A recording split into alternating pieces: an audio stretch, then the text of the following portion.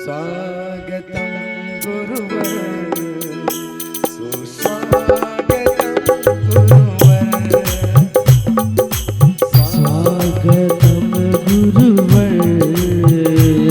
सुस्वागतं गुरुवर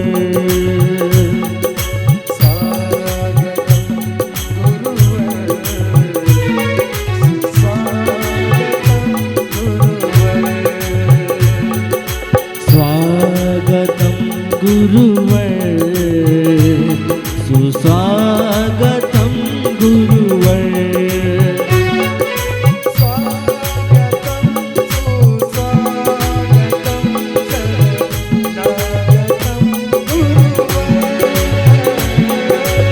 स्वागतं सुस्वागतं शरणागतं गुरुवर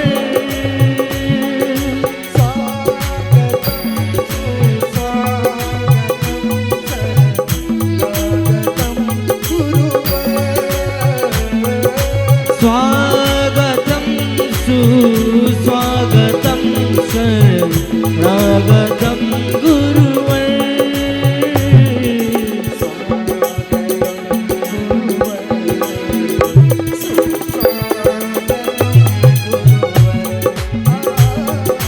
स्वागतं गुरुवर सुस्वागतं गुरुवर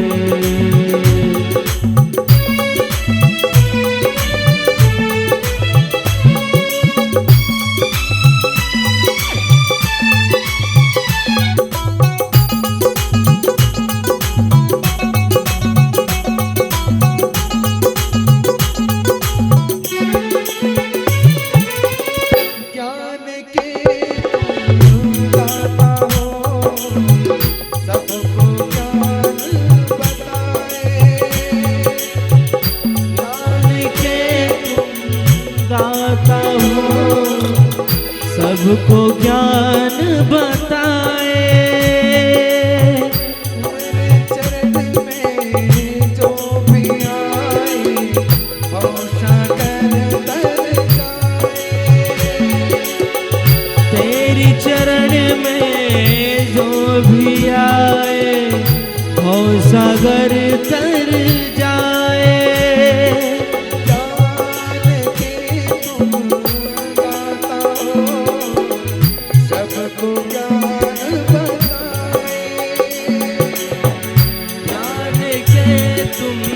दाता हो ज्ञान सबको बताए तेरे शरण में जो भी आए वो सागर तर जाए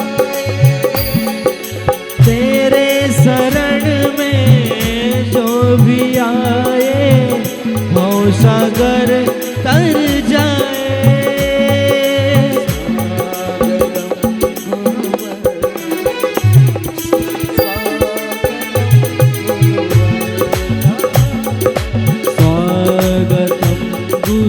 सुस्वागतं शरणागतं गुरुवर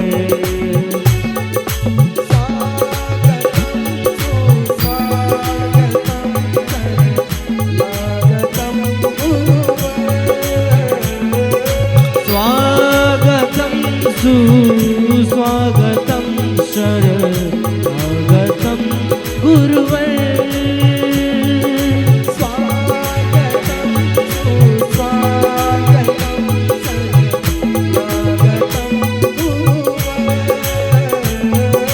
स्वागतं सुस्वागतं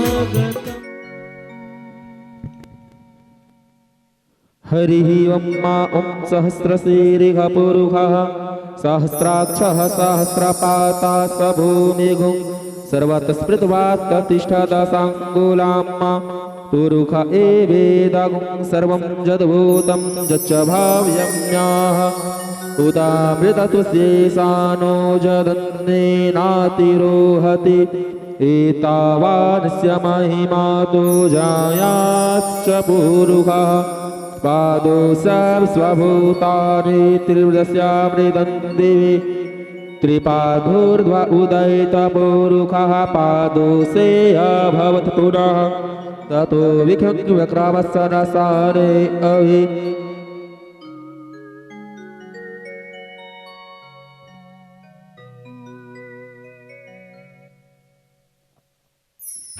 हरिः ॐ मा ॐ स्वस्ति न इन्द्रो वृधस्रवाः स्वस्ति नः पूषा विश्ववेदाः स्वस्ति नस्तार्क्ष्यो अरिष्टनेमिः स्वस्ति नो बृहस्पतिर्दधातु बृहस्पतिर्वा मारुतः पृथ्वीमातरः शुभं जावानो विदधे कुजग्मयः अग्निर्जीवा मनवः सुरक्षसो विश्वेनो देवा अवसागमन्निहा भद्रं कर्णेभिः शृणुयाम देवा भद्रं पश्येमाच्छविर्जत्राः ऋषिरैरङ्गैस्तुष्टुवागुंस्तनोर्भिर्वसेवहि देवहितं जदायुः शतमिन्दुशरदो अन्तिदेवाज्रानचक्रजरसंदनो नाम्मा पुत्रासो जित्रपितरो भवन्ति मानो मध्यारेरिघतायुर्गन्धोः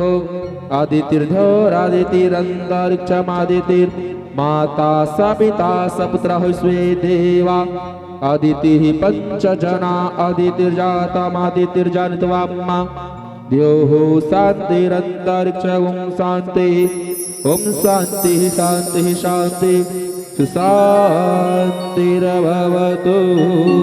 बोले पूज्य गुरु जी भगवान की, बोले व्यासनारायण भगवान की। निवेदन आप सभी अपने यथा स्थान पे खड़ा हो जाइए। भगवान की मंगलमय आरती।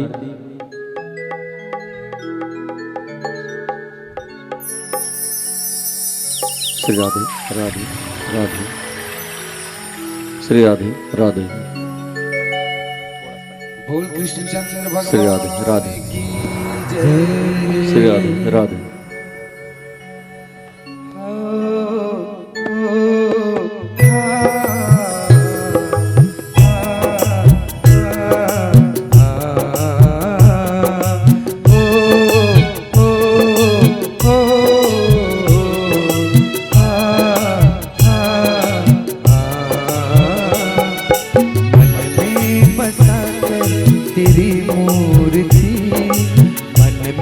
बसाकर तेरी मूर्ति उतारो मैं गिरधर तेरी आरती, उतारो मैं गिरधर तेरी आरती, उतारो मैं गिरधर तेरी आरती, उतारो मैं गिरधर तेरी आरती, उतारो मैं गिरधर तेरी आरती।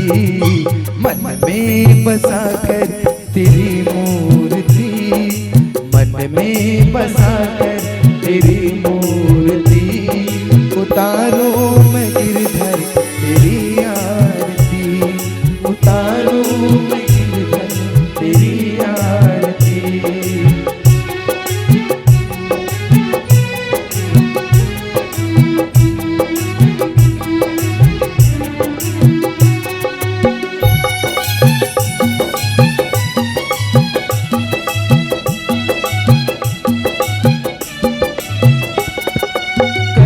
करो कष्ट हरो ज्ञान दो भगवन, भाव में फंसी नाव मेरी तार दो भगवन।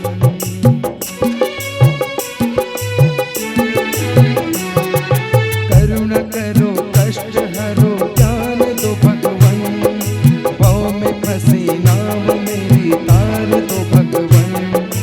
दर्द की दवा तुम्हारे पास है, दर्द की दवा तुम्हारे पास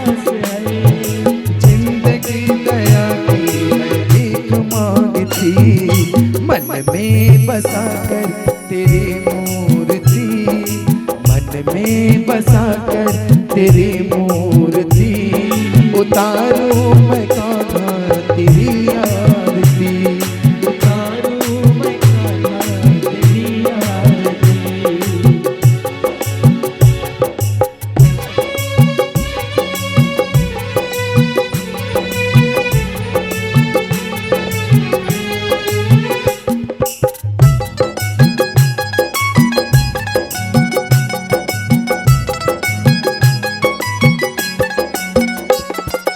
मांग तुझसे क्या मैं यही सोचूं भगवन, जिंदगी जब तेरे नाम कर दी है अर्पण।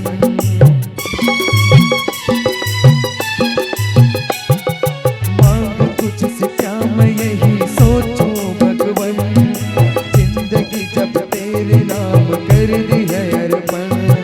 सब कुछ तेरा कुछ नहीं मेरा, सब कुछ तेरा नहीं मेरा, चिंता है तुझको प्रभु संसार की, मन में बसा कर तेरी मूर्ति, उतारूं मैं कान्हा तेरी आरती, उतारूं मैं कान्हा तेरी आरती। उतारूं मैं कान्हा तेरी आरती, उतारूं मैं कान्हा तेरी आरती। उतारूं मैं कान्हा तेरी आरती, मन में बसा कर तेरी मूर्ति, मन में बसा कर तेरी मूर्ति, उतारूं मैं कान्हा तेरी आरती, उतारूं मैं कान्हा तेरी आरती। कर्पूर गौरम करुणावतारम संसार सारम भुजगेन्द्रहारं सदा वसन्तं हृदयारविन्दे भावं भवामि सहितं नमामि, भावं भवामि सहितं नमामि, भावं भवामि सहितं नमामि। पत्र पुष्प की भेंट है, जोड़ो मैं दोनों हाथ, जोड़ो मैं दोनों हाथ। तुम भूर्भुवस्सुवाल कृष्णदेवताभ्यो नमो नमः। मंत्र पुष्पांजलि अक्षत पुष्पां समर्पयामि। बोले बालकृष्ण भगवान की जय।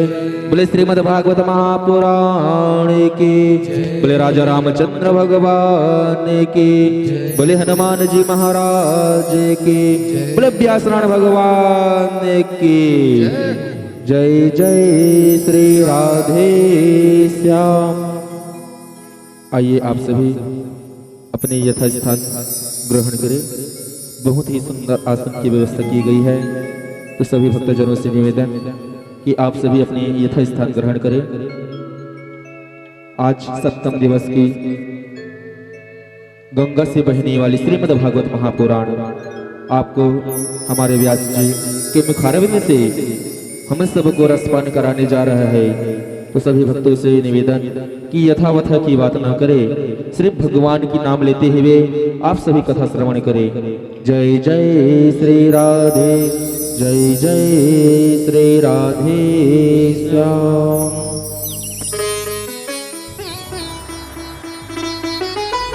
श्री राधे।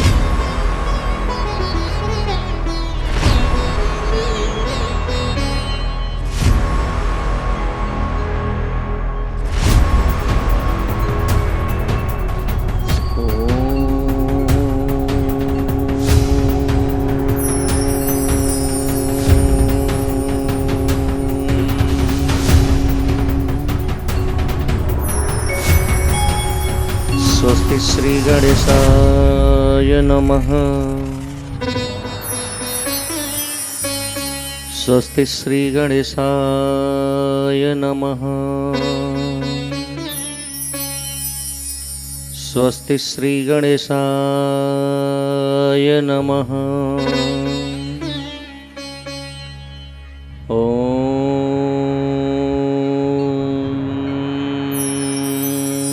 श्रीमन्महाकाल्यै नमः। ॐ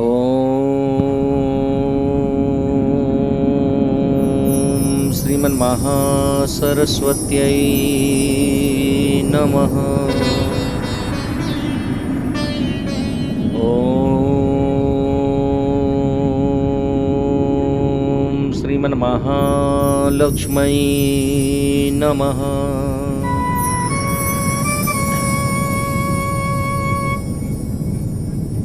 ध्येयं सदा परिभवग्नमभीष्टदोहम्। ध्येयं सदा परिभवग्नमभीष्टदोहम्। तीर्थास्पदं शिवविरञ्जिनितं शरण्यम्। कर्तिहं प्रणतपाल भवाब्धिपोतम्। वन्दे महापुरुष ते चरणारविन्दम्।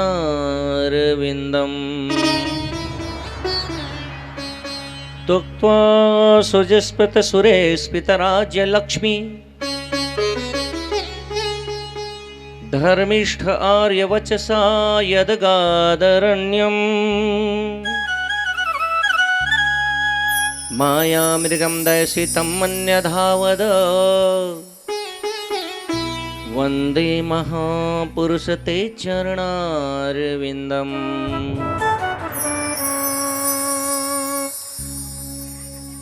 सिया राम मैं सब जग जानी। करहु प्रणाम जोरी जोग पाड़ी। जोरी जोग पाड़ी। जोरी जोग पाड़ी।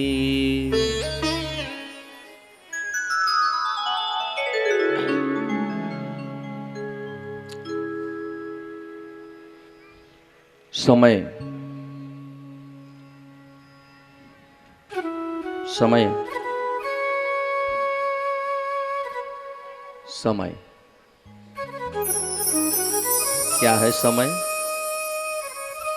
समय वो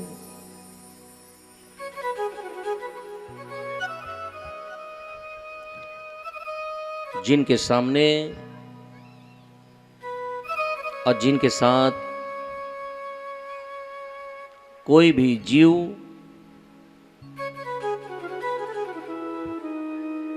चलना चाहे और समय आपके साथ चल रहा है, ये आप कैसे जानोगे? समय, और ये समय जो होता है, ये समय किसी का नहीं होता। राजा एक पल में रंग बन जाता है, रंग एक पल में राजा बन जाता है। हर मनुष्य ये सोचता है कि उसका समय है, पर समय किसी का नहीं होता। जब जीव किसी का नहीं होता, मानव किसी के नहीं हो सकते, कोई रिश्ते किसी के नहीं हो सकते, आए हो अकेले और जाना भी अकेला है, तो फिर समय हमारा कैसे हो सकता है? ये असंभव बातें हैं राजन। हर कोई ये सोचता है कि मैं समय को अपना कैसे बना लूं, मेरा समय कब आएगा। कई लोगों के मुख से हमने सुना, और खासकर युवाओं के मुख से, कि मेरा भी समय आएगा, कहता है।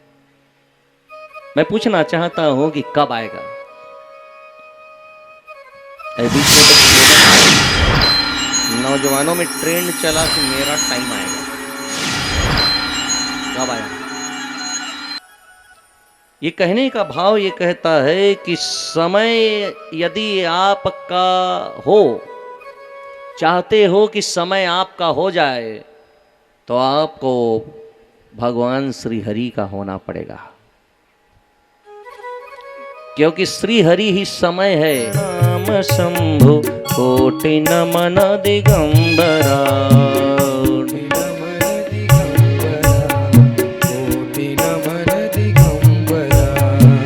आशुतोष शशांक शेखर चंद्र मौलि चिदंबरा। दिगंबरा कोटि कोटि प्रणाम शंभु कोटि नमन दिगंबरा कोटि नमन दिगंबरा कोटि नमन दिगंबरा निर्विकारोंकार अविनाशी तुम्हें देवाधिदेव जगत सर्जक प्रलय करता शिवम सत्यम सुंदरा शिवम सत्यम सुंदरा शिवम सत्यम सुंदरा निरंकार स्वरूप कालेश्वर महायोगीश्वरा दयानिधि दानीश्वरा जय जटाधर भयंकरा जटाधर भयंकरा जटाधर भयंकरा आशुतोष शशांक शेखर चंद्रमौलि चिदंबरा कोटि कोटि प्रणाम शंभु कोटि नमन दिगंबरा कोटि नमन दिगंबरा कोटि नमन दिगंबरा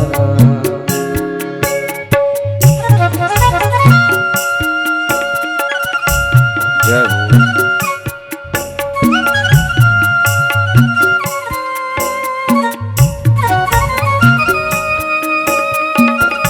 हे महाकाल भगवान हे श्री हरि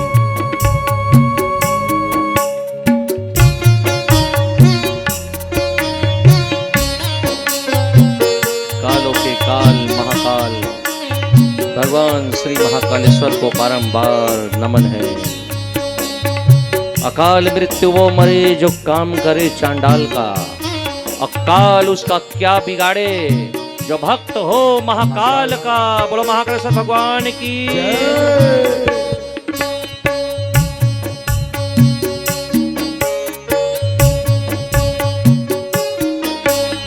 निरंकार स्वरूप कालेश्वर महायोगीश्वरा दयानिधि दानीश्वरा जय जय जयंती अभयंकरा जयति अभयंकरा जय जय जयति अभयंकरा शूल पाणि त्रिशूलधारी औघड़ी बाघंबरी जय महेश त्रिलोचनाय विश्वनाथ विशंभरा विश्वनाथ विशंभरा विश्वनाथ विशंभरा नाथ नागेश्वर हरो हर पाप साप अभिशापतम महादेव महान भोले सदा शिव शिव शंकरा सदा शिव शिव शंकरा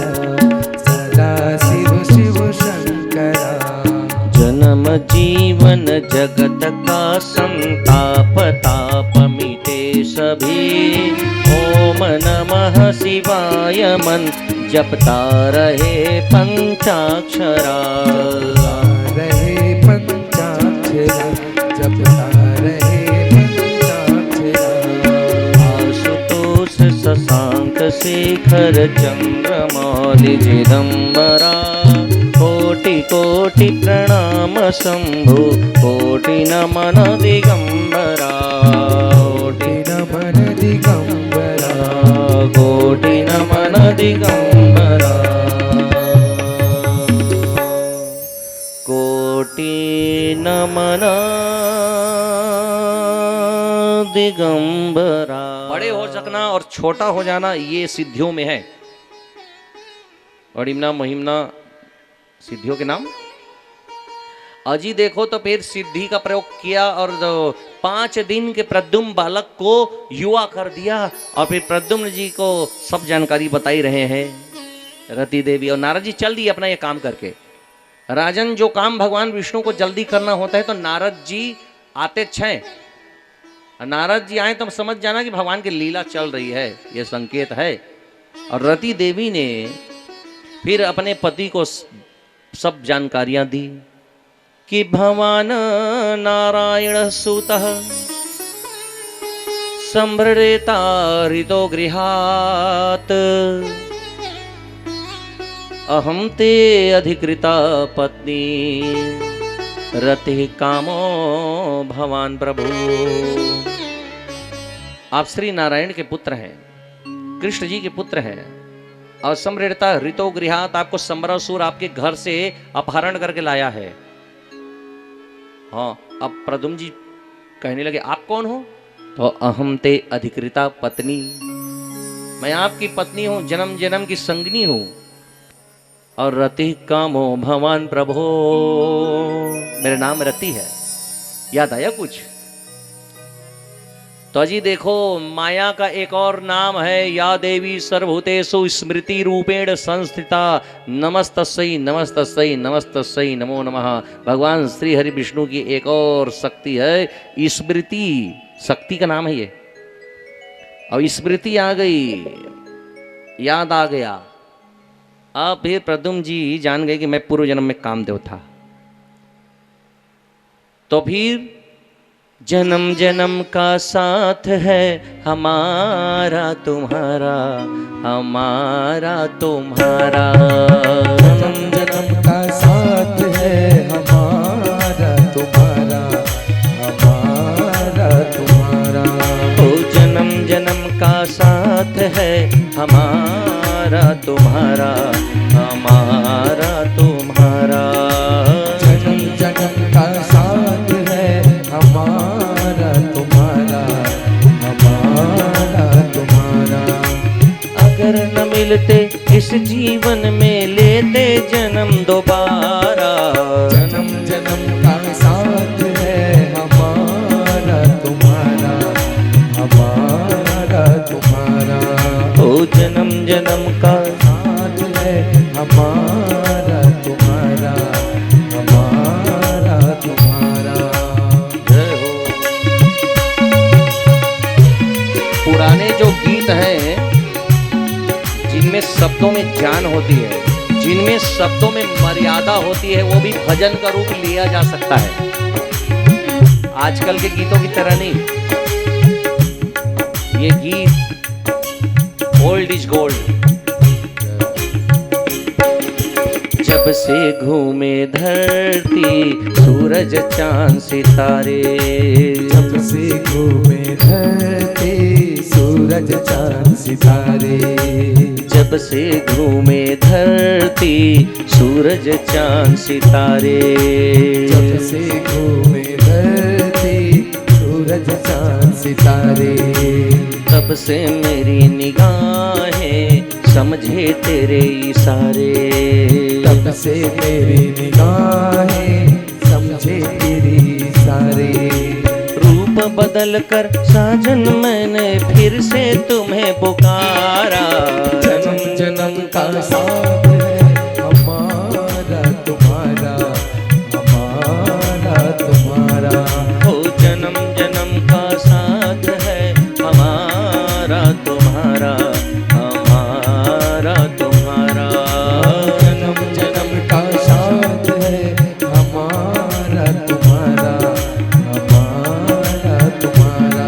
तुम्हारा हमारा, हमारा तुम्हारा। हमारा हमारा, हमारा तुम्हारा। और रति देवी के साथ प्रद्युम्न जी समरासुर के वध के उपरांत आ गए द्वारकापुरी। और ये द्वारकापुरी में तो इतना उत्सव मना फिर से, कल देखे हो ना विवाह उत्सव आदि। हाँ, तो फिर से विवाह उत्सव हुआ, फिर से हल्दी बनाई गई, हल्दी घोरी गई, हल्दिया ही हुआ, देवतला हुआ, बारात आया, अरे उत्सव ही उत्सव। अजी जो हल्दी पीसने वाले हैं ना, वो क्या कह रहे हैं? अरे भैया सुनो तो, ये मड़वा काटने कौन गए थे जी? बोले हम लोग गए थे। सैनिक लोग बोले हम लोग गए थे।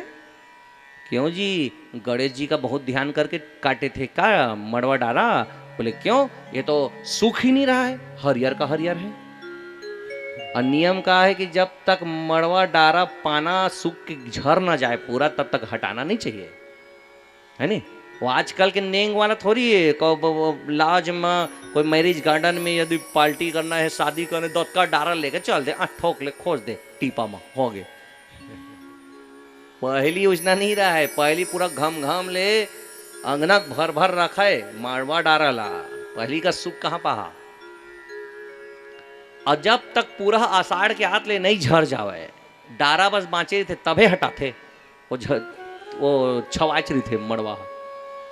लेकिन कृष्ण और रुक्मणी जी का जो मड़वा डारा छाए थे जी वो तो सूख ही नहीं रहा है, वो पत्ता हरा का हरा है, ऐसा लगा कि जड़ से लगा हुआ है। अब हरदी पिसोया जो है प्रद्युम्न जी के शादी के लिए हरदी पीस रहा है, वो पीसते पीसते ये बात बोल रहा है, अरे कृष्ण जी का जो है ये मड़वा डारा ये सूख क्यों नहीं रहा है जी, ये सूखे तो हम लोग हटाएं। हाँ? अब प्रद्युम्न जी का भी ब्याह करना है तो बोले तो मड़वा के नीचे बाप का हुआ है उसी मड़वा में तो बेटा का भी करने में क्या लगे, पीढ़ुआ बस बदल दो छैया रहन दो इसी। हाँ हाँ ठीक है कोई बात है, अभी कितना किलो हल्दी पीसूं, बोले कर दो 2 कुंटल कर दो। अरे 2 कुंटल नहीं होगा जी, अच्छा ठीक 10 कुंटल कर दो। और हल्दी ही मस्त हुआ।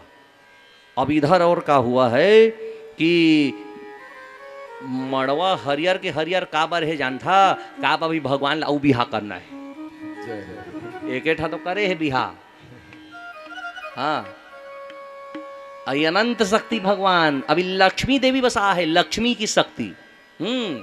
अब आएंगी और शक्तियां, तो आइए कथा में जाते हैं, भगवान का विवाह और करते हैं। तो भगवान के कुल मिला के 16,108 विवाह हुए हैं राजन। तो इनमें से 2 विवाह तो हुए हैं एक मणि के कारण। मणि स्यमंतक नाम की मणि है, सूर्य से प्राप्त हुई है। किनको? बोले आसीत सत्रजीतः सूर्यो भक्त परम सखा। सत्रजीत नाम का एक उपराजा है कृष्ण जी के नीचे रहने वाला। जैसे कंस सम्राट था ना तो नंद जी उपराजा थे, उसी प्रकार श्री कृष्ण जो है द्वारिका के सम्राट हैं, सबसे बड़े राजा महाराजा। और उन्हीं के नीचे अलग अलग प्रांतों को देखने के लिए उपराजा नियुक्त किए गए थे। तो सैकड़ों उपराजा में से एक उपराजा है, नाम सत्रजीत, सूर्य का परम भक्त है। अब एक दिन जल चढ़ा रहा था जी सूर्य को, ओम भास्कराय नमः, ओम रवे नमः, ओम आदित्याय नमः। सूर्य तो प्रकट हो गए। है बेटा सत्रजीत वरदान मांगो, हम आ गए हैं, प्रत्यक्ष आ गए हैं, मांगो मांगो। सत्रजीत देखे, हे सूर्य नारायण भगवान आपका दर्शन हो गया, और क्या चाहिए? और वैसे भी जीवन में तो सब कुछ मिला है और किसी चीज की कमी नहीं है, इसलिए कुछ नहीं चाहिए। सूर्यदेव कहे बेटा देखो सब लोग विष्णु जी को बुलाते हैं, ब्रह्मा जी की तपस्या करते हैं, शंकर जी को बुलाते हैं, मेरे को भी शौक लगता है तो कोई मेरा भी तपस्या करे, मेरे को बुलाए, मेरे को वरदान देने का शौक लगता है। अरे नहीं चाहिए सूर्यदेव जी, कुछ नहीं चाहिए। अरे तो ऐसे नहीं होता है, मैं आता हूं तो दे के ही जाता हूं। एक बार ऐसी कुंती जी बोल रही थी नहीं चाहिए नहीं चाहिए नहीं चाहिए, तो मैं अपनी ओर से दे दिया, मंत्र शक्ति से पुत्र दे दिया था। ये सूर्यदेव जब जब जब जब कुछ भी दिए हैं ना अपने हिसाब से एक गड़बड़ हुआ अच्छा है। अब ये अपनी ओर से का दे दिए, जाते जाते बोले स्यमंतक मणि ले जा, ये ले। अरे इसका क्या करूंगा मैं सूर्यदेव, इसका क्या करूं? अरे ऐसी वैसी मणि नहीं है सत्रजीत, ये जो स्यमंतक मणि है 8 भार सोना देगी। और भगवान श्री कृष्ण जो है मणि की खोज में निकलने लगे तो इतने में वसुदेव जी आ गए। वसुदेव जी ने द्वार पर खड़े होकर के रोक लिया रास्ता, बोले कन्हैया मैं तुमको जाने नहीं दूंगा। आंख में आंसू आ गए, वसुदेव जी की आंख में आंसू देख करके द्वारकाधीश भगवान जो मणि की खोज में निकलने वाले थे कहने लगे पिताश्री आप रो क्यों रहे? वसुदेव कहने लगे बेटा मुझको आज भी वो दृश्य याद है जब कारागृह में तू जब छोटा था, तुमको जन्म लिए कुछ समय ही हुआ था, कुछ पल ही बीते थे, तब तुम्हारी सुरक्षा के हेतु मैं इतना डर गया था क्योंकि इससे पहले 6 बच्चों को कंस हमारी आंखों के सामने पटक के मारा था। आधी रात को बरसते पानी में मैं तुझको छोड़ के आया गोकुल में। इस दुनिया में ऐसा कौन माँ बाप होंगे जो अपने नवजात बच्चे को अपने से दूर करे? कितनी मजबूरी रही होगी, सोच उस समय। मैं कारागार में था, तेरी माता देवकी कारागार में मेरे साथ, और तुझ नवजात बच्चे को बरसते पानी में यमुना के बाढ़ में छोड़ के सकुशल आए हम। अरे दुनिया में तो जितने माता पिता हैं वो यदि सुन लिए कि मेरी संतान हुई है तो वो हजारों मील दूर से भी अपने बच्चे के पास आ जाते हैं। लेकिन हम कैसे भाग्यहीन माता पिता थे जो अपने जन्म लिए बच्चे को अपने से दूर किए जानबूझ के। और आज सब संकटों को पार करके तुम जब द्वारका के राजा बने तो मैं गर्व से फूला नहीं समा रहा था, और आज तुम पर मड़ी चोरी का आरोप लगा तो तुम वन को जा रहे हो। पता नहीं मेरा मन क्यों घबरा रहा है कि मैं तुमको वन में जाने नहीं दूंगा बेटा। तुम सेनापति को भेज दो, उद्धव को भेज दो, दारुक सारथी को भेज दो, महाबली सभी यदुवंश वीरों को भेज दो। तुम मत जाओ बेटा, तुम मत जाओ। पता नहीं मेरा मन क्यों घबरा रहा है। राजन, ये पूर्वाभास हो रहा है एक पिता को, पूर्वाभास। वसुदेव जी ये जान लिए थे शायद कि जंगल में जरूर कोई बड़ा खतरा है। और इधर सुखदेव जी कहते हैं कि राजन परीक्षित, खतरा तो वहां है, क्योंकि मणि जिस योद्धा के पास है उस योद्धा से तो इंद्र भी युद्ध करने से डरता है। रावण जैसा योद्धा भी उस योद्धा के सामने नहीं आया लड़ने। जामवंत जी, ये जामवंत जी के पास है ये मणि। भगवान श्री कृष्ण कहने लगे, पिताजी मैं आपका पुत्र होने के साथ साथ इस राज्य का राजा हूं, और मेरा राजधर्म यह कहता है कि मैं अपने ऊपर लगे अपयश के दाग को धो डालूं। न भीतो मरण दसमी केवलम दूषितो यशः। वो राजा राजा नहीं होता जिस पर अपयश का दाग लगा हो। मैं जब तक इस राज सिंहासन पर नहीं बैठूंगा पिताजी, जब तक मेरे सिर से ये दाग, ये कलंक न निकल जाए कि मड़ी चोरी मैंने की है। मुझको अपना राजधर्म पालन करने दीजिए। मैं आपको बारंबार प्रणाम करता हूं, मुझको जाने दीजिए। वसुदेव जी रो करके कहने लगे, आंखों में आंसू है, आंसू पोंछते हुए कहने लगे कि बेटा अच्छा, तू राजधर्म का पालन कर, लेकिन पुत्र का कर्तव्य मत निभा, पुत्र धर्म का पालन मत कर। एक पिता के मन को दुखा करके तू राजधर्म का पालन करने जाएगा, लेकिन याद रख, त्रेता में जैसे श्री राम के जाने पर, वन जाने पर उसके पिता दशरथ जी ने प्राण त्यागे थे, उसी प्रकार तू मुझको नहीं पाएगा। पता नहीं क्यों मेरा मन घबरा रहा है कि उस जंगल में जरूर कुछ बड़ा खतरा है। मत जा, मत जा, मत जा बेटा, मत जा। अब श्री कृष्ण के लिए बड़ी ही स्थिति ऐसी आ गई थी कि वो जा भी नहीं सकते और जाना भी चाह रहे हैं। तो राजन परीक्षित, ऐसी परिस्थिति में बस एक ही रास्ता बचा, बोले नारद जी। अब नारद जी ही इनको समझा सकते। हे नारद जी, आप जहां कहीं भी होंगे अति शीघ्र आइए। ये मन में कहा। जैसे ही ये कहा भगवान श्री कृष्ण ने, तो नारद जी आसमान से उतर आए। बोले नारायण नारायण, क्या वार्ता हो रही दोनों पिता पुत्र में, वाह। क्या वसुदेव जी, द्वारकाधीश भगवान की, हाँ बोलो राधे राधे। बस राधे राधे को सीखो और द्वारकाधीश कृष्ण जी को भूल जाओ। बोलो द्वारकाधीश भगवान की जय। द्वारकाधीश भगवान की ओर देख करके नारद जी कहने लगे, सब कुशल मंगल है भगवान। कृष्ण जी कहने लगे, आप पिताजी को पूछिए। वसुदेव जी को देख कर नारद जी कहने लगे, सब कुशल मंगल है। बोले कुछ कुशल नहीं है, ये कन्हैया वन जाना चाहता है मणि की खोज में। तो वसुदेव जी जाने दीजिए। समुद्र पर्यंत तक ऐसा कोई राजा ना मिलेगा जो अपने साथ कलंक का दाग लेकर के सिंहासन पर बैठे।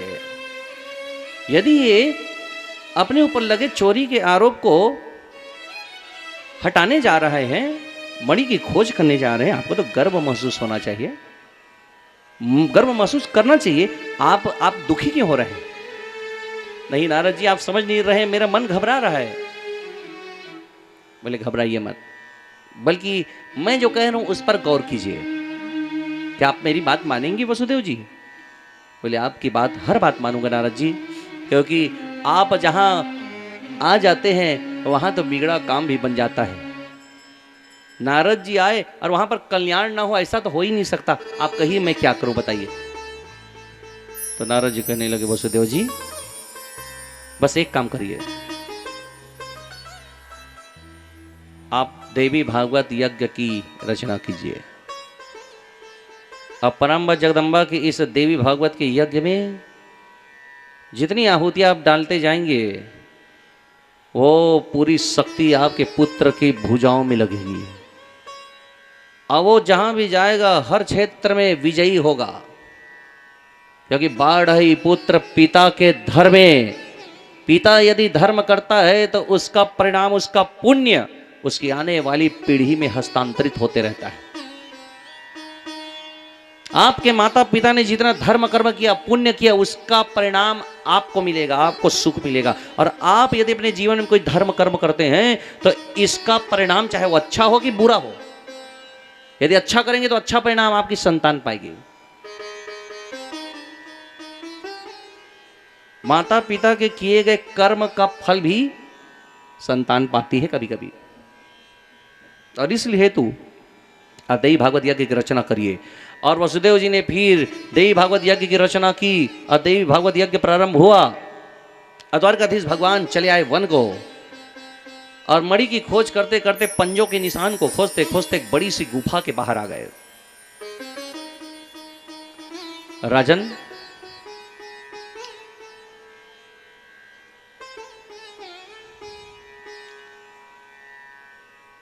अपने सैनिकों को और उद्धाववादी को द्वारकाधीश कहने लगे कि हे मित्रों, मैं इस गुफा के भीतर जा रहा हूं, आप लोग 1 महीने तक मेरा इंतजार करना, और यदि इस 30 दिनों में मैं नहीं आया गुफा से बाहर तभी भीतर आना। यहां से मेरी यात्रा अकेले प्रारंभ होगी, आप मेरी प्रतीक्षा यहीं करिए। और श्री कृष्ण जी उस गुफा में प्रवेश कर गए। अब वो गुफा नहीं था, भूल भुलैया था। और उस भूल भुलैया में इतने रास्ते थे कि जिसका एक, क्या बोलते हैं उसको, कोड वर्ड था। राम जी की कथा दीवालों पर अंकित थी, भित्ति चित्र बने हुए थे, पत्थरों को तराश करके बनाया गया। राम जन्म से लेकर के भगवान की बाल लीला, अब भगवान का केवट प्रसंग, सुमंत्र आदि, गंगा पार करना, किष्किंधा कांड, सुग्रीव मित्रता, हनुमान भेंट इत्यादि सब की कथाएं उस सुरंग के दरवाजों पर छपी थी। अब जो भी व्यक्ति राम कथा का जानकार होगा वही उस सुरंग को पार कर सकता है, क्योंकि आगे बढ़ते थे तो फिर 4 दरवाजे और चारों में अलग अलग चित्र थे। तो राम जन्म के बाद क्या चलता है तो बोले बाल लीला। एक दरवाजे पे लिखा था रावण का चेहरा था, रावण को मार रहे हैं भगवान, बोले ये तो गलत है। एक जगह को कहा था बोले गंगा पार उतर रहे हैं भगवान, वो भी नहीं। तो बाल लीला वाले कोड वर्ड अब घुसे। ऐसा सुरंग बना था कि जो राम कथा को जानता है वही उस सुरंग को पार कर सकता था, भूल भुलैया को पार कर सकता था। उस भूल भुलैया में प्रवेश किए थे। और देखो, अब चूंकि श्री कृष्ण ही राम है तो जानते हैं ना कि मैंने कौन कौन सी लीला की, जल्दी पार कर लिए। अब भीतर गए तो बड़ा सा बरामदा नुमा, बड़ा सा बरामदा है, अंदर गुफा काफी विशाल है और उस गुफा में बड़ी तीव्र रोशनी आ रही है। और रोशनी कौन सी है तो एक कन्या एक मणि को, उसी स्यमंतक मणि को खेल रही है उछाल उछाल के। और प्रकाश इतना है कि पूरा गुफा उजाला हो गया है। श्री कृष्ण धीरे से गए नजदीक और कन्या उस मणि को खेल ही रही है। प्रकाश ऐसा कि आंखों में पड़ रहा है। अब जब आंखों में जब प्रकाश पड़ता है नहीं जी, तो उधर क्या है वो दिखता नहीं है कई बार, है ना। जैसे कि कई बार देखो इधर मैं देखता हूँ ना, अभी तो उजाला है, अंधेरा हुआ तो मैं इधर जब देखता हूँ तो क्या होता है कि यहाँ 3-3 जो हेलोजन लगे है ना, कभी मैं धोखे से देख तो लिया, ऊपर गया फिर अंधेरा, कौन बैठा है वो पहचान नहीं आता फिर। हाँ, हेलोजन या लाइट आपकी आंखों में पड़ तो जाए तो दिखता है क्या, उस तरफ नहीं दिखता। उसी प्रकार ये मणि की रोशनी में भगवान श्री कृष्ण को आते उस कन्या ने देखा नहीं। अब भगवान एकदम नजदीक पहुंच गए। अब जैसे ही उस मणि के आभा मंडल में प्रकाश में जैसी भगवान का चेहरा आया, अब वो कन्या चौंक गई। और यहां पर मोह्यंती यत सूर्यो का सिद्धांत लागू हो गया राजन, कि भगवान के सुंदर मुखार बिंद को जैसे ही उस कन्या ने देखा, वो एक बार मणि को देखे, एक बार कृष्ण के चेहरे को देखे, मणि को देखे, कृष्ण के चेहरे को देखे, मणि को देखे, कृष्ण के चेहरे को देखे। परीक्षित पूछा कि गुरुदेव ये मणि को और कृष्ण के चेहरे को क्यों देख रही है वो कन्या, और वो कन्या कौन है? राजन, वो कन्या है जामवंत जी की पुत्री जाम्बवती, और वो मणि को और कृष्ण के चेहरे को इसलिए देख रही है कि वो देखना चाह रही है कि इस मणि में ज्यादा प्रकाश है कि भगवान श्री कृष्ण के चेहरे पर तेज आभा मंडल में ज्यादा कांति है। तब पाया क्या? तब बोले कृष्ण के चेहरे पर कांति ज्यादा है, ये मणि तो उसके सामने कुछ भी नहीं है। श्री कृष्ण ने हाथ बढ़ाया, लाओ दो। जामवती जी मणि को छुपाई ली और बोले पिताजी कोई आया है, पिताजी पिताजी। जोर जोर से चिल्लाने लगे, पिताजी सो रहे हैं। पिताजी देखो गहरी नींद में थे और इतना जोर जोर से पिताजी पिताजी चिल्लाए तो ये एकदम झुंझुला गए। आप चलो ना गहरी नींद में सो और कोई उठा दे, कितना धैर्य वाले हो पता चल जाएगा। हाँ, कितना शांत हो पता चल जाएगा। गहरी नींद में कोई एकदम से उठाई दे, बढ़िया सोए हो अच्छा से। अब आपके घर का कोई बच्चा गया, बोले उठो ना मम्मी, ए मम्मी उठो ना मम्मी उठो। बोले अब ये गए, क्या हो गया? कोई आया है, कोई आया है। कौन आया है? देखो ना कोई आया है। अरे तो तुम्हारे पापा को बोलो ना, पापा भी है ना। अरे तो पापा है तो हमको काहे उठाए रे बालक। अब वो क्या करने आए? तो बोले शादी का कार्ड देने आए हैं। ले अब कार्ड दे के चला भी गया और बच्चा जाके उठा दिया। तो अपना ही बच्चा उठा दे तब भी गुस्सा आवे कि नहीं आवे, है ना। अब आप लोगों से ज्यादा कौन जाने, क्योंकि माता लोग है ना अपनी नींद को भी त्याग किए रहते हैं। माता पिता अपनी नींद को भी बच्चों के पीछे न्यौछावर किए रहते हैं। और ये बातें बच्चों को तब पता चलती जब वो खुद मम्मी पापा बन जाते हैं, उससे पहले नहीं पता चलता रहता। क्या किए हो? कई नालायक बच्चे रहते हो, क्या कहते हैं मम्मी पापा क्या किए मेरे लिए, क्या किए तुम्हारे लिए। ले पूरा जीवन न्यौछावर कर दिए बच्चों के लिए, और बच्चे बड़े होकर पूछते हैं क्या किए। तेरे जैसे गधे को हाथी बनाया, ये किए। लेकिन जामवंत जी तो उठे हैं तो गुस्सा में चिड़चिड़ करते, तो सियान हो गए भी। देखो सियान हो जाए तो और थोड़ा चिड़चिड़ापन आता है। देखा जी जतके सियान हो जावा उतके कम बोले कि अभ्यास डाला। हाँ, सियान मतलब ज्यादा नहीं बोलना चाहिए। अब बोलना तो खैर कोनो नहीं चाहिए ज्यादा, अनावश्यक।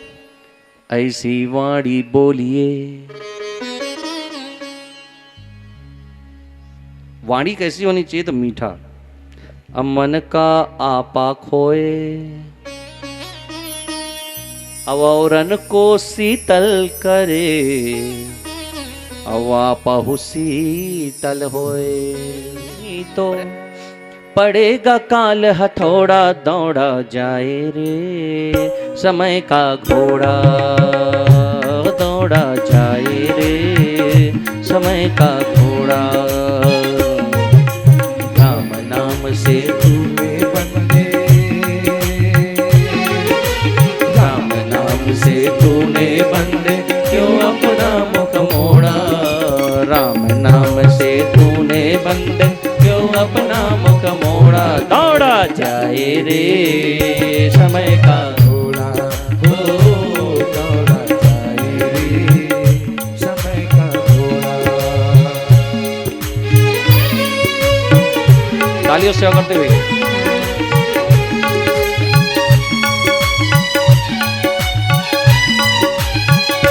जय हो।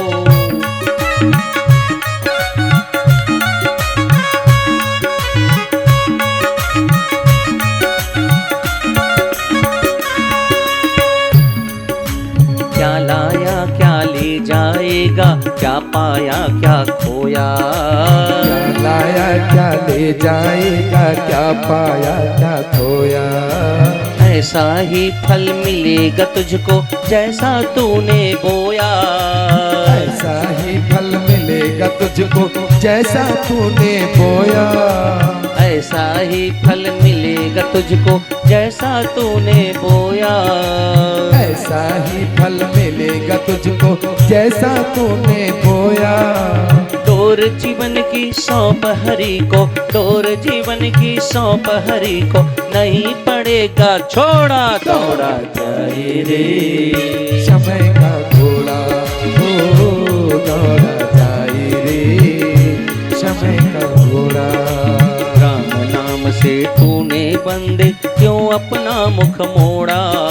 राम नाम से तूने बंदे क्यों अपना मुख मोड़ा। दौड़ा जाए रे समय का घोड़ा हो दौड़ा जाए रे, समय का घोड़ा।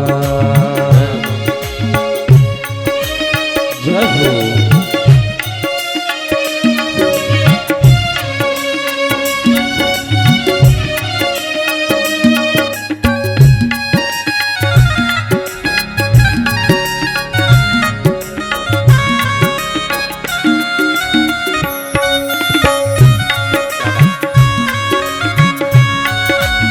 सही बड़े भाव से कहेंगे बोलो राधे।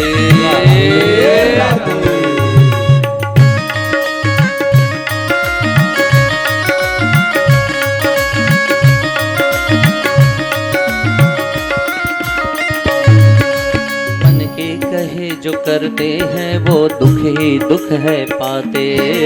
मन के कहे जो चलते हैं वो दुख ही दुख है पाते। मन के कहे जो चलते हैं वो दुख ही दुख है पाते। मन के कहे जो चलते हैं वो दुख ही दुख है पाते। माया के बस में है जो वो घोर नरक में जाते। माया के बस में है जो घोर नरक में जाते। जो भी अजर अमर बनते थे, जो भी अजर अमर बनते थे, उनका भी भ्रम तोड़ा दौड़ा जाए रे। समय का घोड़ा हो दौड़ा जाए रे, समय का घोड़ा। राम नाम से तूने बंदे क्यों अपना मुख मोड़ा। हरि नाम से तूने बंदे क्यों अपना मुख मोड़ा। दौड़ा जाए रे समय का घोड़ा हो दौड़ा जाए रे समय का घोड़ा हो दौड़ा जाए रे समय का घोड़ा हो दौड़ा जाए रे समय का घोड़ा। बोलो राधे। राधे राधे। तब श्री कृष्ण और जामवंत जी का युद्ध कितने दिन चला उस गुफा में? बोले 28 दिन राजन, और 28 दिन ही राम रावण का भी युद्ध चला था। अब देखो ठीक 28वें दिन भगवान श्री कृष्ण की भुजाओं में अपार शक्ति आई, क्योंकि पूर्णाहुति का दिन था। बोले द्वारकापुरी में वसुदेव जी देवी भागवत का यज्ञ कर रहे हैं, तो बाढ़ई पुत्र पिता के धर्म में। पिताजी कर रहे हैं किसके निमित्त? अपने बेटा की तरक्की के लिए। तो बेटा के निमित्त हो रहा है, तो कृष्ण की भुजाओं में अपार शक्ति आई, और उस शक्ति के बल पर 10,000 इंद्र का बल रखने वाले जामवंत जी को भगवान श्री हरि ने करधनी पकड़ के गर्दन पकड़ के ऐसे उठा दिया। अब जैसे ही उठाए जामवंत जी चकित रह गए, ये कौन वीर है जो मुझको उठा दिया? कौन हो सकता है? इस त्रिलोकी में, सकल चराचर जगत में केवल 2 ही ऐसे हैं जो मुझको इस प्रकार उठा सकते हैं बाहों में। एक भगवान शंकर और दूसरे श्री हरि विष्णु। और ये सोच ही रहे थे तो भगवान श्री कृष्ण ऐसे घुमा दिया और घुमा के सब फेंक दिया। और 6 पलटी खाने के बाद जामवंत जी ऐसे बैठ के पालथी लगाई के हाथ जोड़ करके मैं समझ गया, मैं समझ गया। क्या समझे? क्या समझे? आप मेरे प्रभु राम जी हो। अच्छा 28 दिन तक मारा हूं अच्छा, पटक पटक के तभी समझ में आया, बिना मार खाए समझ में नहीं आया। इसी को पहले समझ जाते। नहीं भगवान, होता यह है कि आपकी माया बुद्धि को जकड़े रहती है ना, ठोकर लगनी भी जरूरी है। कौन कहता है कि बादाम खाने से अक्ल आती है? जिंदगी में ठोकर खाना ज़्यादा जरूरी है। प्रधान विश्व रचि राखा, जो जस कर ही सो तस फल चाखा।